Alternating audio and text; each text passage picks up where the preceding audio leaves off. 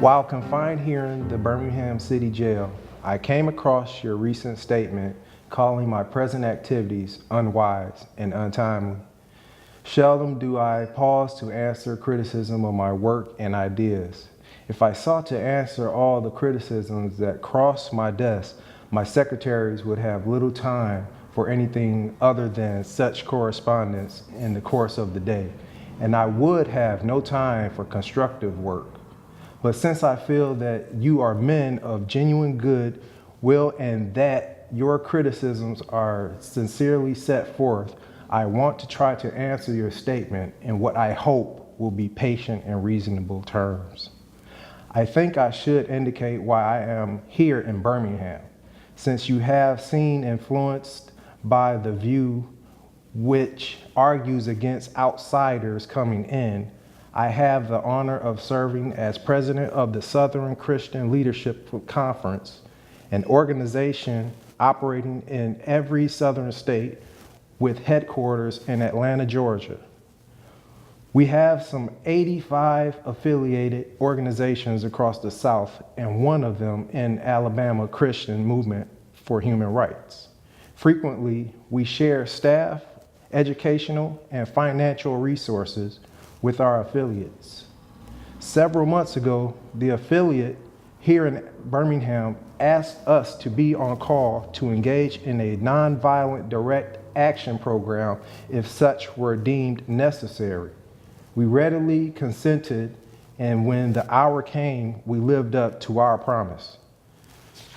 So I, along with several members of my staff,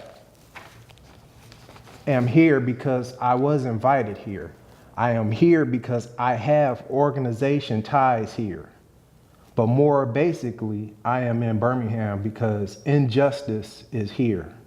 Just as the prophets of the 8th century BC left their villages and carried their, thus said the Lord, far beyond the boundaries of their hometowns, and just as the apostle Paul left his village of Tarsus and carried the gospel of Jesus Christ to the far corners of the Greco-Roman world, so am I compelled to carry the gospel of freedom beyond my own hometown.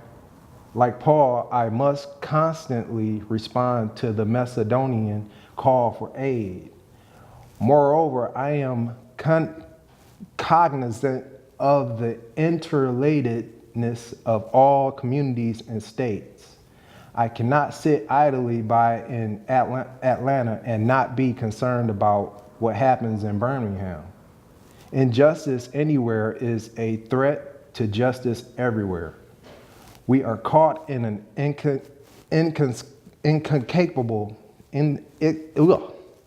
inescapable network of mutuality tied in a single garment of destiny. Whatever affects one directly affects all indirectly. Never again can we afford to live with the narrow, provincial, outside agitator idea. Anyone who lives inside the United States can never be considered an outsider anywhere within its bounds.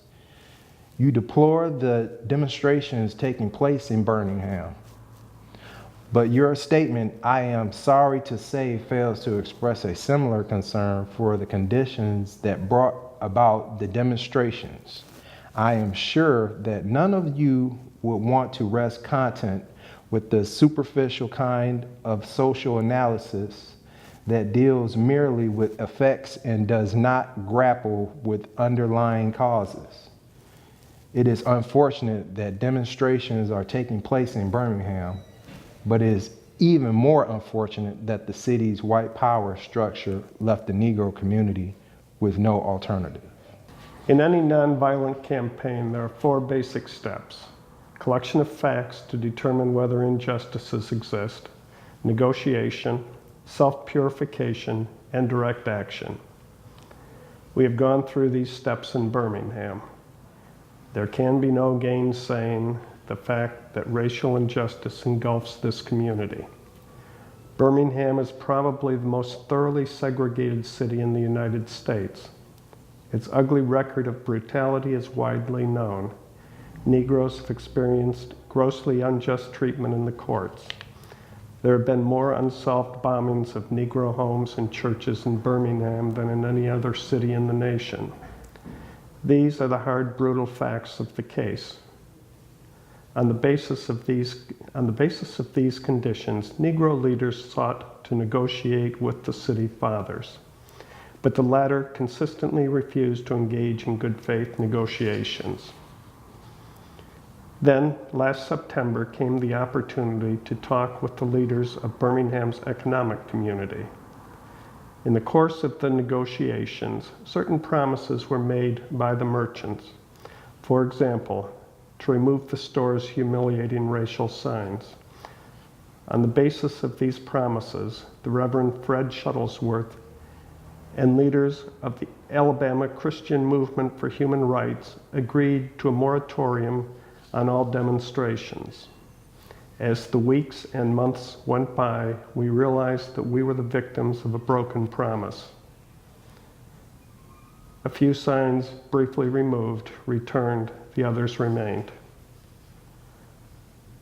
As in so many past experiences, our hopes had been blasted, and the shadow of deep disappointment settled upon us.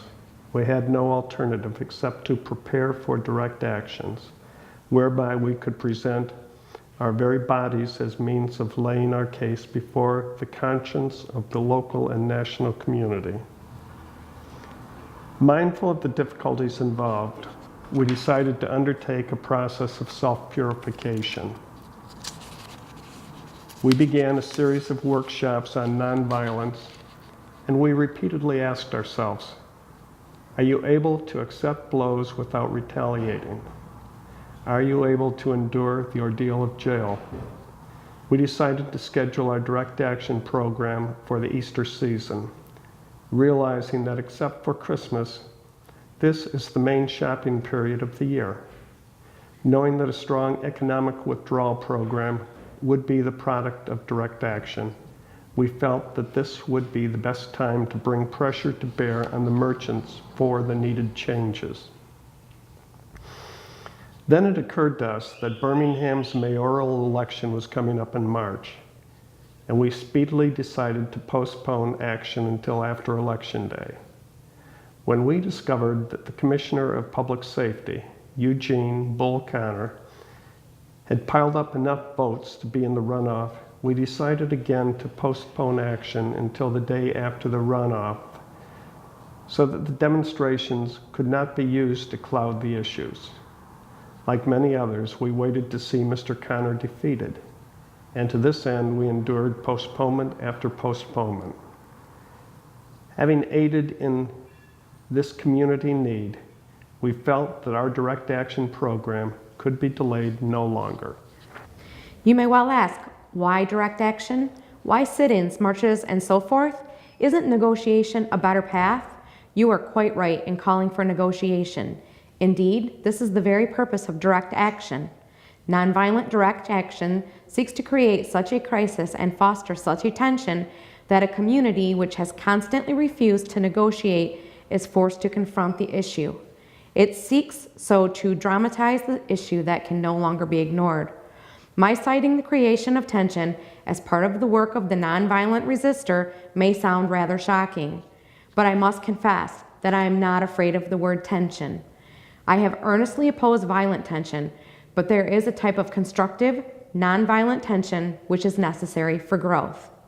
Just as Socrates felt that it was necessary to create a tension in the mind so that individuals could rise from the bondage of myths and half-truths to the unfettered realm of creative analysis and objective appraisal, so must we see the need for nonviolent gadflies to create the kind of tension in society that will help men rise from the dark depths of prejudice and racism to the majestic heights of understanding and brotherhood. The purpose of our direct action programs is to create a situation so crisis-packed that it will inevitably open the door to negotiation. I therefore concur with you in your call for negotiation. Too long has our beloved Southland been bogged down in a tragic effort to live in monologue rather than dialogue. One of the basic points in your statement is that the action that I and my associates have taken in Birmingham is untimely. Some have asked, why didn't you give the new city administration time to act? The only answer that I can give to this query is that the new Birmingham administration must be prodded about as much as the outgoing one before it will act. We are sadly mistaken if we feel that the election of Albert Boutwell as mayor will bring the millennium to Birmingham. While Mr. Boutwell is a much more gentle person than Mr. Connor, they are both segregationists, dedicated to the maintenance of the status quo. I hope that Mr. Boutwell will be reasonable enough to see the futility of massive resistance to desegregation, but he will not see this without pressure from devotees of civil rights. My friends, I must say to you that we have not made a single gain in rights without determined legal and nonviolent pressure. Lamentably, it is an historical fact that privileged groups seldom give up their privileges voluntarily.